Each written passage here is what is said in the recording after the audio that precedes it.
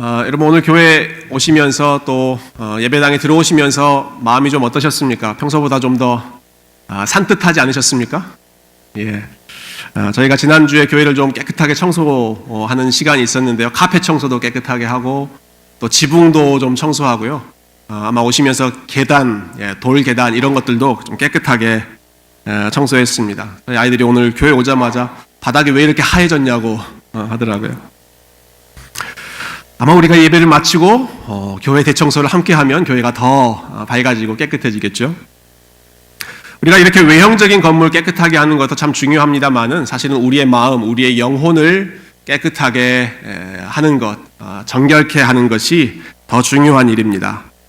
우리 예수님께서 제자들을 위해서 기도하셨던 내용 중에 아주 중요한 내용 중에 하나가 아버지여 저들을 거룩하게 하옵소서. 그런데 주의 말씀으로 거룩하게 하옵소서. 주의 말씀은 진리니이다 라고 기도하셨죠.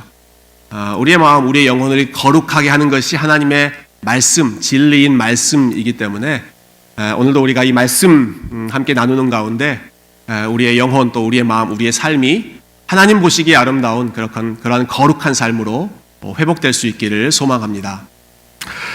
저희가 사무엘상 19장 이후로 계속 다윗이 도망가고 있는 모습을 보고 있습니다. 다윗의 삶을 이 상황에 다윗의 삶 한마디로 설명하자면 도망자, 이것이 키워드가 되겠죠. 사울의 위협을 피해서 다윗이 여기저기 도망갑니다.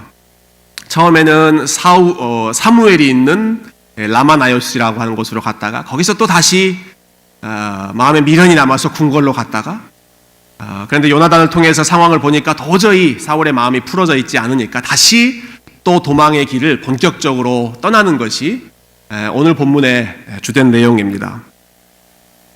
이렇게 본격적인 도망자가 된 다윗이 첫 번째로 찾은 곳이 오늘 1절 말씀 보니까 놉이라고 하는 지역이었는데요. 1절 한번 다시 보시죠. 다윗이 놉에 가서 제사장 아히멜렉에게 이르니 아히멜렉이 떨며 다윗을 영접하여. 놉이라고 하는 지역으로 갔습니다. 거기는 제사장 아히멜렉을 비롯해서 그의 가족들이 제사장들이 다 살고 있는 제사장 타운입니다. 이곳에 지금 다윗이 도착해서 그 집으로 들어갔는데 제사장 아히멜렉의 반응이 어떻습니까? 다윗을 보고 떨며 영접했다라고 되어 있죠. 다윗을 보면서 떨며 영접했습니다. 왜 다윗을 보고 떨었을까요? 왜 다윗을 보고 떨었겠습니까? 그것은 지금 다윗의 상황이 환영해 줄 수 있는 그런 상황이 아니기 때문이죠. 사울 왕을 통해서 다윗은 이미 전국적으로 지명수배범으로 정해져 있는 상황이고 그 상황을 이 제사장인 아히멜렉이 몰랐을 리가 없습니다. 특별히 이 아히멜렉의 형제 또 다른 제사장 아히야라고 하는 사람이 사울의 궁정을 다스리는, 사울의 궁정에서 제사를 드리는 궁정 제사장이었습니다. 형제 관계였으니까 그곳에서 진행되고 있는 상황을 눈에 보듯 뻔히 알고 있었겠죠. 이렇게 왕에게 찍혀서 지명수배범이 된 다윗이 자기 집으로 들어왔다. 이거 어떻게 해야 되는가? 쫓아보내야 되는가? 아니면 맞아들여야 하는가? 긴장되는 상황이죠. 마음이 떨립니다. 이 제사장 아히멜렉을 더 두렵게 만든 이유가 한 가지 더 있습니다. 7절 말씀 보시면 이렇게 되어 있죠. 그날에 사울의 신하 한 사람이 여호와 앞에 머물러 있었는데 그는 도액이라 이름하는 에돔 사람이요 사울의 목자장이었더라. 바로 같은 시간 바로 같은 장소에 도액이라고 하는 사람이 그 자리에 있는데 이 사람은 사울의 신하였습니다. 사울의 신하였던 사람이 왜 여기 와서 여호와 앞에서 있었을까요? 그가 하나님 앞에 제사 드리기 위해 예배 드리기 위해서 왔을까요? 그렇지 않았을 것입니다. 이 사람에 대해서 그는 에돔 사람이었다. 에돔 사람이라는 표현은 유대인, 하나님을 경외하는 백성이 아니라 다른 민족이었다라고 하는 뜻. 하나님을 예배하는데 별로 관심이 없는 사람입니다. 그런데 그 사람이 여기 여호와의 집에 와 있다라고 하는 것은 사울이 보내서 거기에 있는 것이겠죠. 다윗이 지금 사울을 떠나서 도망 다니고 있으니까 길목 혹시 다윗이 올 만한 그런 지역마다 사울이 신하들을 보내놓고 다윗이 혹시 그곳에 오지 않는지 감시하라는 명목으로 지금 보낸 그 사람이 이 도액입니다. 그러니까 아히멜렉이 이런 상황 속에서 소문도 다 들었고 도액도 그 자리에 같이 있고 눈에 보이게 드러나 있었을지 아니면 정체를 숨기고 뒤에 숨어 있을지는 모르지만 아주 긴장되는 상황에서 다윗이 제 발로 자기 집 안으로 들어온 것이죠. 떨릴 수밖에 없는 상황입니다. 아주 긴장되는 상황이죠. 마음의 갈등이 크게 일어났을 것입니다. 그런데 이 눈치 없는 다윗이 아무렇지도 않은 듯 마치 태어나다는 듯이 이 아히멜렉에게 거짓말을 하기 시작합니다. 나는 아무 문제 없다라고 하는 자신의 신세를 거짓으로 포장하죠. 다윗 당신이 여기까지 웬일이냐? 왜 그리고 당신이 혼자 홀몸으로 와 있냐라고 아히멜렉이 묻자 다윗이 이렇게 대답합니다. 우리 2절 한번 보실까요? 자, 2절 한번 읽어보겠습니다. 같이 시작. 다윗이 제사장 아히멜렉에게 이르되 왕이 내게 이 일을 명령하고 이르시기를 내가 너를 보내는 것과 내게 명령한 일은 아무것도 사람에게 알리지 말라 하시기로 내가 나의 소년들을 이러이러한 곳으로 오라고 말하였나이다. 사울 왕이 저에게 몰래 아주 은밀한 지령을 내렸습니다. 사울 왕이 나에게 아주 비밀스러운 임무를 맡겼기 때문에 제가 지금 아무한테도 알리지 않고 사람들도 많이 데리고 가지 않고 소수 정예만 이끌고 지금 몸을 숨기면서 이 미션을 하고 있기 때문에 제가 이렇게 혼자 갑작스럽게 나타난 것입니다. 모든 상황을 사실은 다 알고 있을 이 제사장 아히멜렉 앞에서 아주 궁색한 변명, 궁색한 거짓말을 하고 있는 것이죠. 그 이야기를 들을 때 이 제사장의 마음이 어땠을까? 어떤 마음이었을까? 그것을 한번 상상해 보는 것도 재밌는 일입니다. 본문의 뒷부분에 보면 다윗이 또 거짓말 하나 더 하죠. 내가 급하게 나오다가 칼과 창을 안 가져왔는데 혹시 쓸만한 무기 있으면 좀 주십시오. 왕의 명령을 아주 은밀하게 받고 지금 미션을 수행하고 있는데 급하게 나오느라고 칼이 없습니다 라고 이야기하는 참 궁색한 상황, 계속해서 어떻게든 거짓말로 위기를 넘겨보려고 하는 것이죠. 그러면서 다윗이 한 걸음 더 나아가서 이 제사장에게 그런데 배가 고프니까 먹을 것을 좀 주십시오. 먹을 것 좀 주십시오라고 부탁합니다. 아히멜렉이 이렇게 대답합니다. 나에게는 일반 떡은 없고 거룩한 떡만 있다. 여러분, 일반 떡은 어떤 떡이고 거룩한 떡은 어떤 떡일까요? 일반 떡은 집에서 먹는 떡이고 거룩한 떡은 우리 친교실에서 먹는 그런 떡일까요? 장소적으로는 좀 비슷한 개념이 있긴 합니다만은 정확한 설명은 아닙니다. 여러분, 거룩한 떡이라고 하는 것은 오늘 본문 6절 말씀에도 나오지만 진설병이라고 한자로 불려지는 진열해 놓은, 진열해서 베풀어 놓은 떡병자, 그런 떡이다. 무엇을 위해서 진열해 놓았는가? 이스라엘 백성들이 예배를 드릴 때, 구약시대 때 제사를 드릴 때는 저와 여러분처럼 이렇게 한 곳에 모여서 다 같이 예배를 드리지 않았습니다. 그때는 제사장만 하나님의 임재가 있는 성소 안으로 들어가서 제사를 드렸죠. 그런데 제사를 드리는 그날 안식일이 되면 제사장이 떡을 준비해서 그 성소 안에다가 진열해 놓았습니다.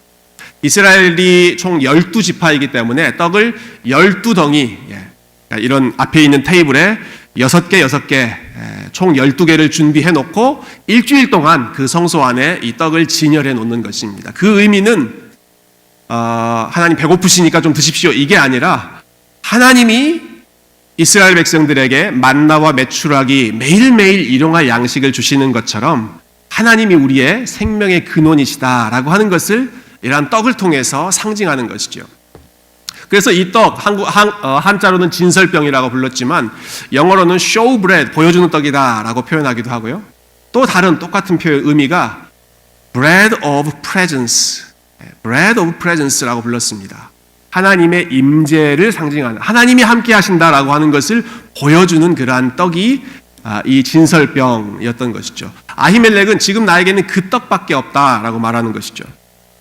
근데 이 떡은 일주일 동안 그 성소 앞에 두었다가 일주일이 지나면 새로 따뜻한 떡을 다시 진열합니다. 그러면 그 남은 떡은 밖으로 가지고 나와서 제사장과 그 가족들이 그 떡을 다 먹어서 없애야 했습니다. 그러니까 이 떡은 제사장들만 먹을 수 있는 그런 의미에서 이제 거룩한 떡이다라고 불렀던 것이죠.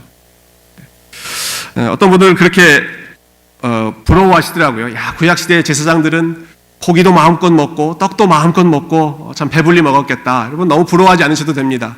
그들이 먹었던 고기는 하나님께 좋은 거 다 기름진 거 다 바치고 남는 찌꺼기 고기 먹었고, 그들이 먹었던 떡은 일주일 동안 진열해 놓았던, 일주일 동안 밖에다 진열해 놓았던 굳을대로 굳어진 딱딱한 떡 먹었으니까 제사장들 떡 많이 먹었다고 너무 부러워하지 않으셔도 됩니다. 이 떡밖에 없다라고 얘기하는 거죠. 이 거룩한 떡밖에 없다. 다윗이 그거라도 주십시오. 여러분, 이거 굉장히 난처한 상황입니다. 이 떡은 제사장이 아니면 먹어서는 안 되는 떡입니다. 아히멜렉 이 제사장은 그 사실을 누구보다도 더 잘 알았습니다. 그런데 제사장이 아닌 일반인 다윗이 그 떡을 요청하고 있습니다. 그것도 이 다윗은 지금 지명수배범으로 도망치고 있는 사람, 이 다윗에게 무언가 내가 선한 것을 도와주었다가는 공범으로 몰릴 수 있는 그런 상황이겠죠. 이런 상황에서 제사장은 어떻게 행동해야 옳을까요? 여러분, 떡을 주는 게 맞습니까? 그것은 율법이 금하는 것이니까 떡을 주지 않는 게 맞는 일이겠습니까? 아마 각자 마음속으로 판단하시는 바가 있으시겠죠. 놀랍게도 아히멜렉은 다윗에게 이 제사장만 먹을 수 있는 거룩한 떡을 줍니다. 그리고 허기진 다윗의 배를 채워주죠. 이 행동은 명백하게 율법을 어기는 행동이었습니다. 가장 율법을 잘 지켜야 할 제사장이 율법을 어기면서까지 지금 일반인에게 거룩한 떡을 나눠준 율법을 어긴 행동이었죠. 그런데 흥미롭게도 훗날 예수님께서 이 사건을 설명해 주시면서 이 행동, 다윗이 행한 행동, 또 아히멜렉이 행한 이 행동이 율법을 어긴 것이 아니라 사실은 올바른 일을 한 것이다. 율법의 정신을 제대로 구현한 것이다. 이렇게 인정해 주시는 그런 장면이 나옵니다. 예수님께서 제자들과 함께 안식일에 밀밭을 지나가시는데 이 배가 고팠던 제자들이 그 밀밭에 있는 이삭을 잘라서 먹는 그런 일을 하죠. 하필 그날이 안식일이었습니다. 안식일에 뭔가를 한다라고 하는 것, 특히 그 밀 이삭을 잘라서 먹는다라는 것은 율법에서 허락하고 있지 않는 금지된 일이었습니다. 그러니까 그 모습을 몰래 엿보고 있던 바리새인들, 율법 철저하게 지키기로 유명했던 사람들이 기회는 이때다라고 찬스를 잡은 것이죠. 당장 예수님에게 달려와서는 당신의 제자들이 지금 하나님의 율법이 금하고 있는 일을 하고 있습니다. 안식일을 어기고 있습니다. 라고 비난하죠. 자, 그때 예수님께서 제자들의 행동을 변호해 주시면서 바로 오늘 본문에 있었던 그 사건을 예로 드십니다. 마태복음 12장 3절과 4절에 그 내용이 나와 있는데요. 앞에 한번 보여주시면 이렇게 말씀하셨습니다. 예수께서 이르시되 다윗이 자기와 그 함께한 자들이 시장할 때 한 일을 읽지 못하였느냐. 그가 하나님의 전에 들어가서 제사장 외에는 자기나 그 함께한 자들이 먹어서는 안 되는 진설병을 먹지 아니하였느냐. 다윗이 그 위급한 상황 속에서 하나님의 전으로 들어가서 제사장 외에는 먹지 말아야 할 그런 떡을 먹었다. 지금 내 제자들 역시도 아주 급한 상황에서 지금 안식일을 위반한 것이 아니라 그 허기를 달래기 위해서 이것을 먹은 것이다. 동일시하고 계시는 것이죠.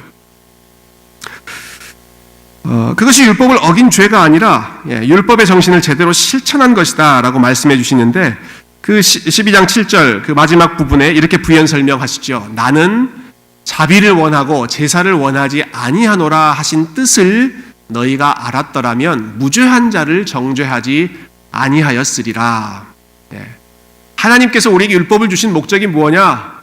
그 핵심이 뭐냐? 그거는 율법의 문자 그대로를 문자적으로 지키는 것, 고수하는 것, 그것이 전부가 아니라 율법의 핵심 정신인 자비를 베풀고 어려운 상황 가운데 있는 사람들에게 사랑을 보여주는 것, 그것이 율법의 핵심인데 다윗의 사건, 사무엘상 21장에 나와 있던 그 사건에서 아히멜렉이 보여준 그 일은 제사를 순수하게 율법대로 지키는 거기에 방점이 찍혀져 있는 것이 아니라 불쌍한 이 다윗에게 자비를 베푼 그 일을 우선순위로 행한 것이다. 제사장 아히멜렉의 입장을 예수님께서 옹호해 주시는 것이죠. 그러면서 이 바리새인들의 경직된 삶, 바리새인들의 아주 엄격한 그러한 율법 준수하는 삶을 예수님께서 책망하셨습니다. 율법을 엄격하게 지키려고 애를 썼던 사람들, 바리새인들, 특별히 그들은 무엇이 옳고 무엇이 그른지에 대해서 아주 철저하게 구별해서 조금이라도 잘못이 있으면 그것들을 다 정죄하려고 했던 그런 사람들이지 않습니까? 그런데 예수님께서는 바리새인들이 율법의 문자적인 가르침에는 집착하고 고수했지만 율법의 핵심 정신이라고 할 수 있는 긍휼과 자비, 이러한 모습은 그들의 마음속에 전혀 나타나지 않았다. 마태복음 23장에 나오는 바리새인들을 책망하시는 그 말씀을 우리가 한 번 더 보면 예수님의 가르침의 핵심이 무엇인지를 잘 알 수가 있습니다. 예수님께서 이렇게 혼내셨는데요. 화 있을진저 외식하는 서기관들과 바리새인들이여, 종교 지도자들이죠. 너희가 박하와 회향과 근체의 11조는 들이되 율법에 더 중한 바 정의와 긍휼과 믿음은 버렸도다. 그러나 이것도 행하고 저것도 버리지 말아야 할지니라. 그 당시 바리새인들은 철저하게 율법, 특별히 11조 지키는데 아주 목숨 걸었던 사람들입니다. 여러분 11조 하나님 앞에 드릴 때 항상 고민이 되시죠? 이거 텍스 전으로 기준을 해야 되느냐, 텍스 이후로 기준해야 되는지 고민되시죠? 바리새인들의 고민은 그 정도가 아니었습니다. 박하, 회향, 근체 이런 것은 아주 자잘한 그 향신료, 향신료 같은 것들인데도 그런 것도 10분의 1 반드시 떼어가지고 하나님 앞에 드릴 정도로 아주 철저하게 율법을 지키려고 했던 사람들인데 예수님께서 책망하시는 내용은 무엇입니까? 그것을 책망하시는 것이 아니라 그런데 그거 하면서 율법에 더 중한 바 정의와 긍휼과 믿음은 그들이 없는 채로 죽어있는 문자만 열심히 지키고 있다라는 것이죠. 우리가 예수님께서 책망하신 내용을 오해하시면 안 됩니다. 예수님은 11조가 필요 없다, 율법 지키는 것이 필요 없다고 하지 않으셨습니다. 마지막 부분 보시면 이것도 행하고 저것도 버리지 말아야 한다라고 하셨습니다. 율법 지키는 것, 하나님 앞에 11조 드리는 것 열심히 해야 한다. 하나님 기뻐하시는 일이다. 이것도 행해야 한다. 그러나 버리지 말아야 할 것, 율법의 더 중요한 내용, 정의와 긍휼과 믿음, 궁핍한 어려움 가운데 있는 성도들을 위해서 그들을 실질적인 도움을 제공해 주려고 애쓰는 것, 그것이 더 율법의 핵심되는 가치다라는 것이죠. 둘 다 필요한 일이지만 예수님께서 경계하셨던 것은 긍휼을 베푸는 마음 없이 본인이 가지고 있는 지식, 그 지식은 누군가를 정죄하거나 누군가를 비판하거나 누군가의 흠을 참는 데만 안달나는 그러한 차가운 지식, 양날의 칼과 같은 날카로운 지식이 될 수 있다. 이것을 예수님께서는 경고하셨던 것이죠. 여러분, 우리가 하나님을 올바로 아는 것이 굉장히 중요합니다. 말씀을 올바로 아는 것 너무나 중요한 일입니다. 그래서 우리 교회에서 올해 초부터 좀 딱딱하지만 금요일마다 같이 기독교 교리의 중요한 부분들을 함께 나누고 있습니다. 또 성경을 좀 더 잘 올바로 이해해야겠다라는 마음에서 우리 화요일마다 성경이 읽어지네 클래스도 시작했고 앞으로도 계속해서 성경 공부를 열심히 하려고 합니다. 우리가 이렇게 교리도 공부하고 성경도 공부하는 목적은, 여러분, 그 목적을 우리가 잘 지켜야 합니다. 그 목적은 하나님을 더 사랑하고 사람들에게 더 긍휼을 잘 베풀고 사람들을 잘 섬기기 위해서입니다.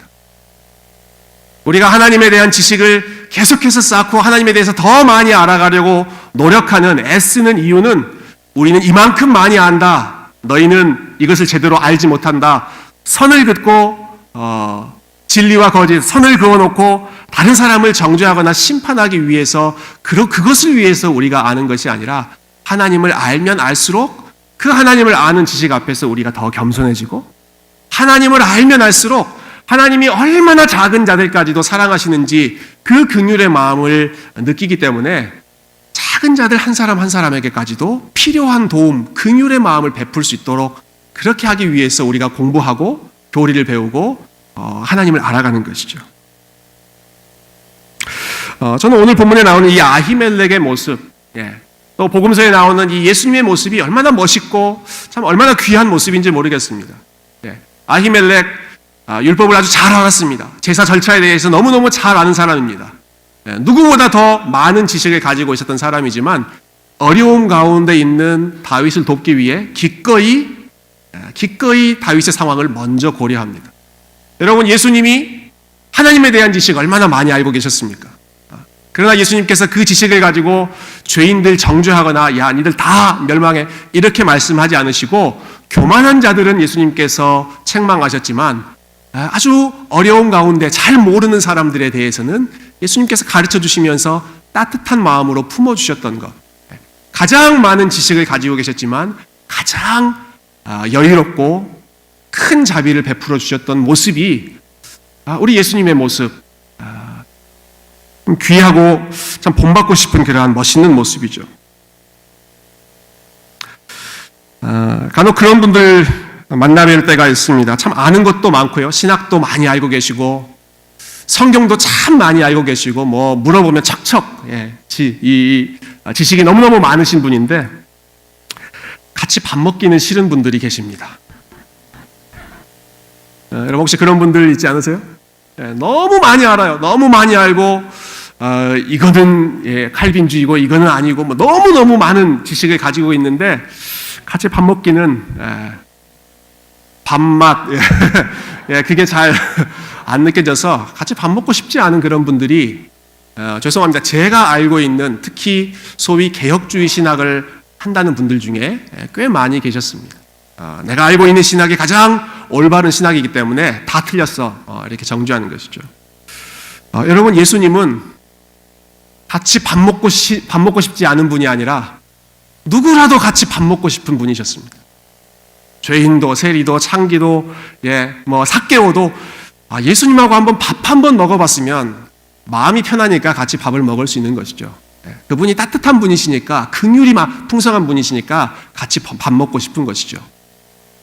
아히멜렉 밥 먹여주는 사람이지 않습니까? 지금 다윗에게 올바른 지식을 가지고 있으면서도 마음이 따뜻한 그러한 사람. 저는 우리 세교회가 추구하고 있는 또 개혁주의 신학, 또 장로교회 신학, 우리가 하나님을 알고자 하는 그러한 열심 배후에 하나님 앞에서 겸손하고 사람들을 따뜻하게 대하는 그러한 섬김의 모습이 우리 교회 안에 더 충만해지기를 소망합니다. 여러분, 우리가 아히멜렉 이 사건에서 배울 수 있는 교훈이 또 한 가지 있는데요. 그것은 하나님께서 기뻐하시는 삶은 그렇게 거창하거나 복잡한 삶이 아니다라는 것입니다. 여러분, 대단한 일을 함으로써 하나님께서 기억하시는 게 아닙니다. 아히멜렉이 제사장이었죠.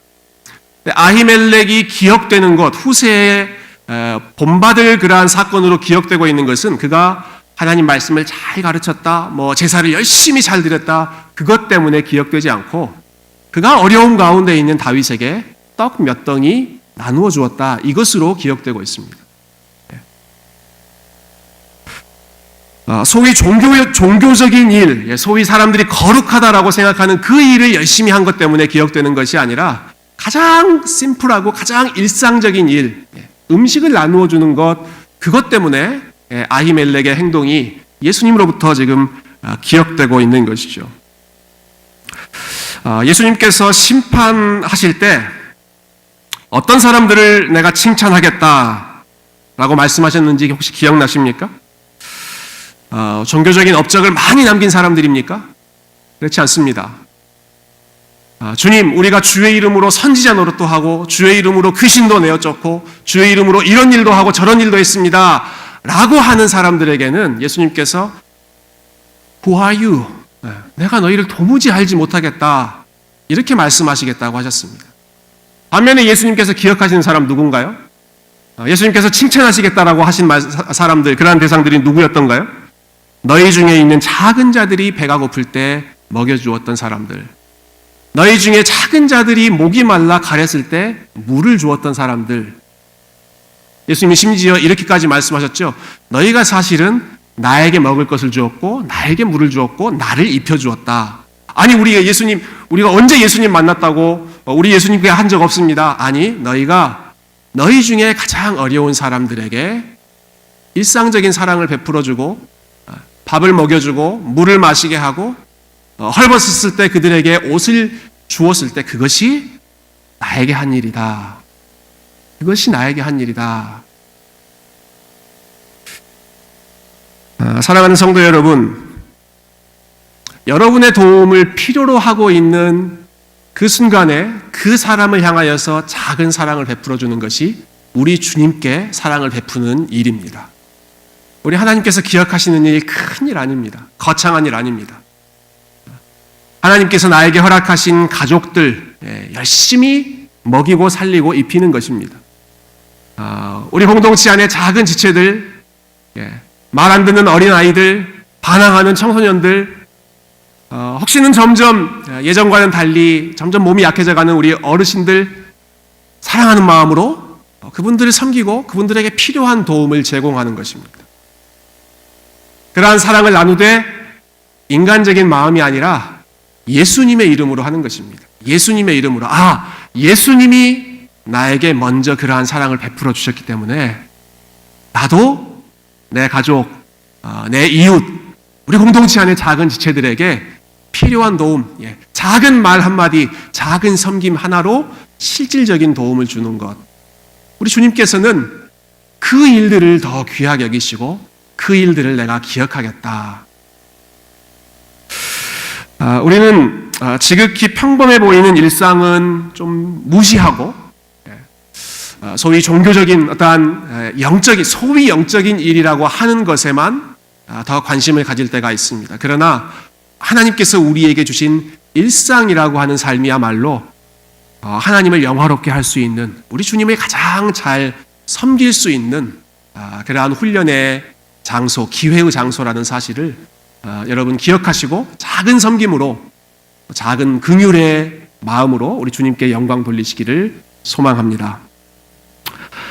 자, 우리 마지막 부분 잠깐 살펴보죠. 자, 이렇게 아히멜렉의 도움으로 다윗이 한 고비를 또 넘기지 않았습니까? 그런데 우리의 주인공 다윗이 곧바로 또 이해할 수 없는 선택을 합니다. 자, 10절 말씀 한번 보시겠어요? 사무엘상 21장 10절 보시면, 그날에 다윗이 사울을 두려워하여 일어나 도망하여, 또 도망가죠. 가드왕 아기스에게로 가니, 어디로 갔습니까? 가드왕 아기스에게 갔다. 이 이스라엘이 아니라 가드라고 하는 다른 나라로 간 것이죠. 성경에 보면 참 이민, 다른 나라로 넘어가는 일들이 너무너무 많이 나오는데 다윗도 또 한 번 이민자로서의 그런 삶을 보여주는 것이죠. 그런데 이 가드, 여러분 가드라고 하는 지명이 좀 생소하지 않으십니까? 어디지? 혹시 이 표현은 어떻습니까? 가드 사람 골리앗. 들어보셨습니까? 가드 사람 골리앗.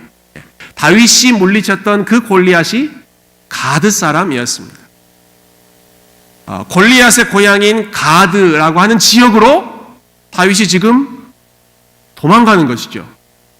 자기가 쓰러뜨렸던 그 원수의 나라로 다윗이 도망가고 있습니다. 아마 다윗 딴에는 이런 계산을 하지 않았을까 싶습니다. 내가 지금 사울 왕의 원수가 되었다. 사울 왕이 계속 원수처럼 지내는 나라가 블레셋이다. 원수의 원수는 친구가 될 수 있다. 아마 그런 마음으로 블레셋 땅으로 건너가지 않았을까 싶습니다. 어쩌면 이런 생각했을지도 모르죠. 사울이 이스라엘의 모든 지역은 다 수색할 수 있지만 요 땅 블레셋은 쫓아오지 못한다. 아마 그런 마음으로 블레셋까지 위험을 무릅쓰고 들어갔었던 것 같습니다. 문제는 가드 왕 아기스의 신하들이 곧바로 이 다윗을 알아챈 것입니다. 왕에게 이렇게 보고하죠. 왕이시여, 이 사람은 바로 그 땅의 왕 다윗이 아닙니까? 참 이 부분도 흥미로운 부분입니다. 다윗을 그 땅의 왕이라고 부르죠. 사울이 이미 왕인데 다윗, 그 땅의 왕 다윗이 여기에 왔습니다. 보고하는 것이죠. 사람들이 즐겨 부르던 노래, 사울이 죽인 자는 천천히요, 다윗이 죽인 자는 만만이로다. 그 노래의 주인공이 바로 이 사람 다윗 아닙니까? 여러분, 그 노래에 다윗이 죽인 자는 만만이요, 그 만만의 대부분은 블레셋 사람들, 가드 사람들 다윗이 죽였었겠죠. 그 위험천만한 자리로 다윗이 갔고, 이 다윗을 그 왕 아기스의 신하들이 대번에 알아차리고 정체를 드러낸 것입니다. 다윗은 내가 잘못 생각했구나, 내 생각이 짧았구나 깨닫기 시작합니다. 그리고는 어떻게든 이곳을 빠져나가야겠다라고 생각하죠. 자, 급한 마음에 다윗이 아주 극단적인 행동을 보입니다. 아마 다윗의 삶에서 절대로 다시는 기억하고 싶지 않은 순간이었을 것입니다. 흑역사 중에 흑역사, 다윗의 흑역사 중에 흑역사가 오늘 방금 12절과 13절에 나오는데요. 우리 한번 같이 읽어보실까요? 12절, 13절 함께 읽겠습니다. 시작. 다윗이 이 말을 그의 마음에 두고 가드 왕 아기스를 심히 두려워하여 그들 앞에서 그의 행동을 변하여 미친 채 하고 대문짝에 그적거리며 침을 수염에 흘리매. 다윗이 어떤 행동 보이고 있나요? 갑자기 미친 채를 하고 있습니다. 미친 척하고 있습니다. 자, 재연 들어가고 싶지만 덕이 되지 않을 것 같아서 하지 않겠습니다. 충분히 여러분 머리로 상상하실 수 있겠죠. 사람들 앞에서 미친 척을 하고 있습니다. 대문을 손가락으로 이렇게 그적거리기도 하고 침을 수염에 덕지덕지 붙이기도 하고 정신 나간 사람처럼 행동하는 것이죠. 도움을 구하려고 찾아갔던 블레셋 왕이었는데 상황이 위험해지니까 아마 밑바닥까지 내려가는, 사람들 앞에서 미친 사람처럼 흉내내야 하는, 행세해야 하는 그러한 순간까지도 다윗이 내려간 것이죠. 그 모습을 보고 아기스 왕은 다윗을 그 자리에서 즉시 쫓아내버렸습니다. 다윗에게는 이 순간이 잊을 수 없었던 순간이었던 것으로 보입니다. 그래서인지 다윗이 남긴 시편 중에 이 상황과 관련된 시편이 2편이나 남아 있습니다. 그만큼 잊을 수가 없는 그러한 상황이었던 것이죠. 우리가 이 상황에서 다윗이 썼던 2편의 시를 잠깐 살펴봄으로써 다윗이 어떤 심정이었을지를 좀 느껴봤으면 좋겠는데요. 여러분, 성경의 시편 56편을 한번 찾아보시겠어요? 우리 시편 말씀은 같이 찾아보면 좋겠습니다. 시편 56편.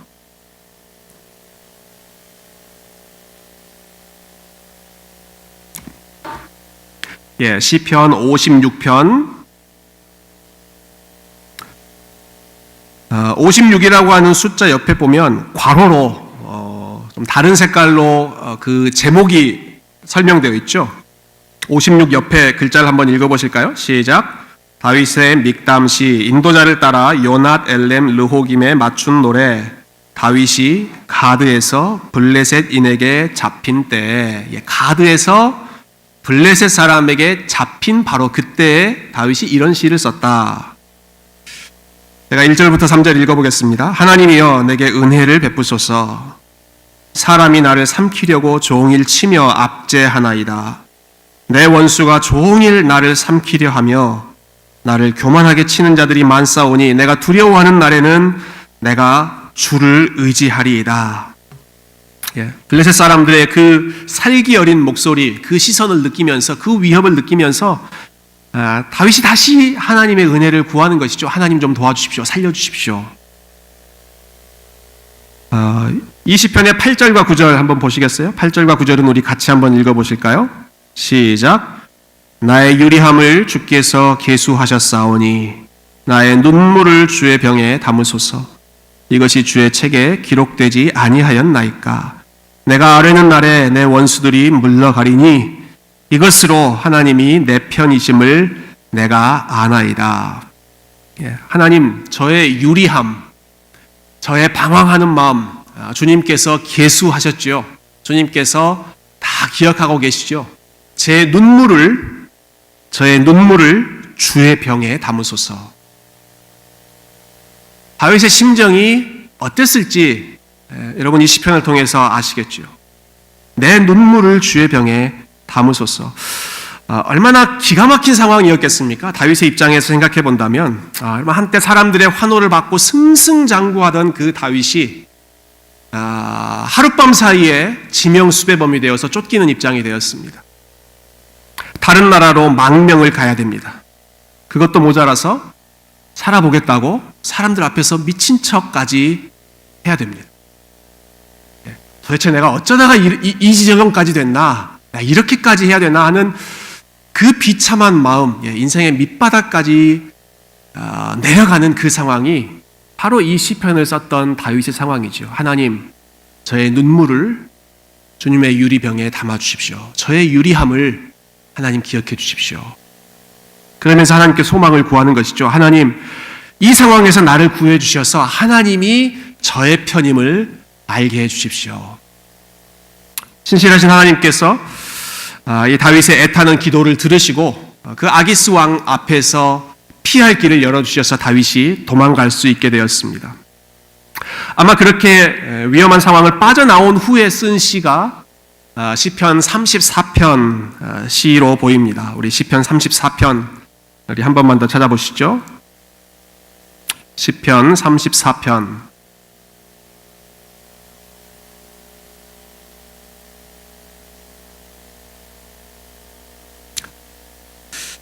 시편 34편 우리 또 제목을 한번 같이 읽어볼까요? 시작. 다윗이 아비멜렉 앞에서 미친 채 하다가 쫓겨나서 지은 시. 이름이 좀 달라졌죠. 아기스 왕이 아니라 아비멜렉이다. 아마 아기스 왕은 first name인 것 같고 이 아비멜렉이라고 하는 것은 그 왕으로서의 official name이었던 것으로 추정하고 있습니다. 그 앞에서 미친 채 하다가 쫓겨나서 지은 시.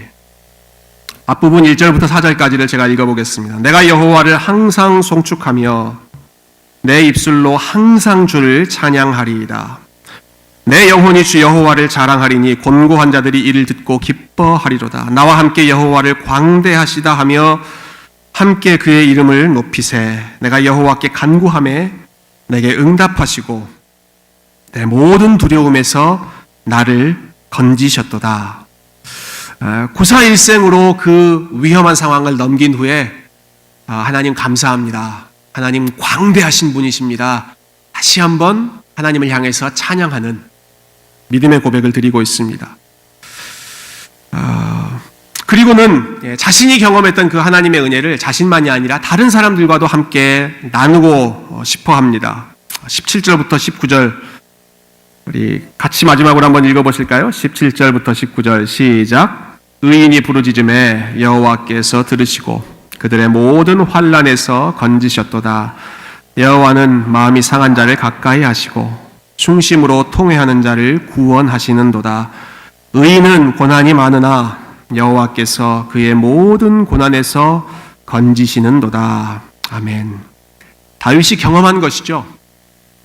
밑바닥까지 가서 사람들 앞에 미친 척까지 하면서 구사일생 생명을 보존한 끝에 다윗이 경험한 하나님은 마음이 상한 자를 가까이 하시는 하나님이십니다. 의인에게는 고난이 많다. 의인에게는 어려운 일들이 많지만 그때 마음이 상할 때마다 하나님이 더 가까이 하시더라. 하나님께서 피할 길을 열어주시더라. 하나님께서 통회하는 심령을 하나님께서 기뻐 받으시더라. 다윗이 그 마음을, 그 은혜를, 그 하나님을 만난 것입니다.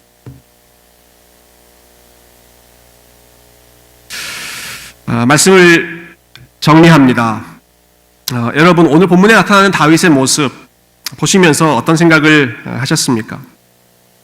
제사장 아히멜렉 앞에 헐레벌떡 찾아가서는 이런 거짓말 저런 거짓말 하고 있는 다윗의 모습, 아주 어리석은 판단, 자기의 원수인 블레셋의 나라까지 도망가는 그런 모습, 그리고 그 앞에서 목숨을 구하기 위해 아주 극단적인 모습까지 보이는 여러분 이러한 다윗의 삶을 보시면서 우리도 다윗처럼 살고 싶다 그런 마음이 드십니까? 아니면 나는 다윗처럼 안 돼야지. 난 다윗처럼 아니어서 참 다행이다. 혹시 그런 마음이 드십니까? 어느 것 하나 다윗이 보여주고 있는 모습은 우리가 닮고 싶은 모습이 아닙니다. 제가 지난주 중에 저희 교회 셀 모임 한 곳을 참여했는데요. 참 이 모임에서는 그 모임을 아주 재밌게 운영하시더라고요. 제가 했던 주일 설교를 다시 요약해서 그 설교에 대해서 비판도 하고 질문도 하고 적용도 하고 같이 쉐어링하는 그 자리에 설교를 한 목사를 직접 불렀습니다. 그래서 지난주 했던 설교를 같이 나누면서 아주 어색해질 수도 있는 시간이지만 저희가 아주 좋은 그런 믿음의 교제를 나눴는데요. 지난주 설교를 듣고 나서 한 형제님이 솔직한 질문을 이렇게 하셨습니다. 다윗보다는 요나단이 훨씬 더 성숙하고 인격적으로도 훌륭하고 아름다운 것 같은데 왜 다윗이 왕이 되고 왜 다윗이 사무엘상의 주인공입니까? 여러분, 다윗이 하나님 나라 이야기의 주인공인 이유는 그가 탁월하기 때문이 아닙니다. 그의 인격이 고결하기 때문이 아닙니다. 그의 믿음이 항상 견고해서 항상 하나님을 바라본 사람이었기 때문이 아닙니다. 다윗이 이야기의 주인공인 이유는 다윗이 우리가 따를 수 있는 본이기 때문이 아니라 다윗이 우리의 모습을 비춰주는 거울이기 때문입니다. 다윗의 모습이 우리의 모습과 비슷하기 때문입니다. 우리의 모습과 제일 가깝기 때문입니다. 때로는 우리의 상황을 유리하게 만들기 위해서 거짓말도 하고 때로는 여기저기 도망도 다니고 글쎄요, 여러분 미친 척까지 하셨는지는 모르겠습니다만은 정말 인생의 밑바닥까지 내려가 보는 그러한 경험도 하고 그런데 그런 순간순간마다 다시 하나님을 만나고 참 그런 인생의 우여곡절을 겪으면 겪을수록 그 삶에 하나님의 은혜의 흔적이 하나씩 둘씩 더 많이 남겨지는 인생, 그것이 다윗의 인생이었기 때문에 신앙생활은 이런 것이다. 이것을 우리에게 가르쳐 주고자 하시는 것이죠. 우리가 믿음으로 살아간다라는 것은 모두가 부러워할 만한 어떠한 탁월한 위치에 오르는 것도 아니고 모두가 우러러올 만한 고매한 인격, 훌륭한 삶을 사는 것, 물론 우리가 흠잡을 데 없는 거룩한 삶을 위해서 계속해서 경주해야 합니다마는 그것이 기독교의 핵심은 아닙니다. 우리가 좋은 사람, 더 나은 사람이 되는 것, 그것이 기독교의 핵심 아닙니다. 실수하고 넘어지고 도망치고 거짓말하고 그런 우여곡절을 겪으면서도 그 순간에 계속 다시 한번 하나님 생각하고 하나님 만나고 하나님의 도우심을 경험하고 그래서 내 삶의 책에 하나님에 대한 찬양의 고백, 하나님에 대한 이야기, 아주 페이소스가 가득한 진한 그 이야기가 내 삶에 하나, 둘, 셋, 넷 더 많이 적혀지는 것. 인생을 살아가면 살아갈수록 신앙생활을 하면 할수록 하나님 이런 분이시군요. 하나님 이런 분이시군요. 하나님 제가 몰랐었는데 하나님 이런 분이셨군요. 하나님을 알아가는 인생의 라이프 스토리가, 믿음의 스토리가 더 많이 적혀지는 것. 여러분, 그것이 하나님께서 저와 여러분에게 원하시는 믿음의 모습, 참된 신앙의 모습인 줄로 믿습니다. 때로는 기쁜 일도 있고 슬픈 일도 있고 억울한 일도 있고 미치고 싶은 그런 일도 있고 그럼에도 불구하고 그 모든 일 가운데 하나님과 씨름하고 때로는 잘못해서 하나님의 책망도 받고 그러다가 하나님의 도우심도 경험하고 인생의 구비구비마다 하나님과 동행한 흔적이 점점 더 많아지는, 그래서 저와 여러분의 삶에 다윗이 남긴 그 시편의 무수한 시편들처럼, 여러분 시는, 노래는 기쁠 때만 합니까? 슬플 때 더 많이 부르죠. 슬픈 일이 있고 기쁜 일이 있고 억울한 일이 있고 그럴 때마다 하나님께 또 부르짖고 그럴 때마다 또 하나님 앞에 노래 하나 더 부르고 그 순간에 또 새로운 하나님을 만나고, 저와 여러분의 삶의 여정 가운데 이 하나님과의 동행하는 흔적이 더욱더욱 넘치게 많아지는 삶이 되기를 주님의 이름으로 축복드립니다. 함께 기도하겠습니다.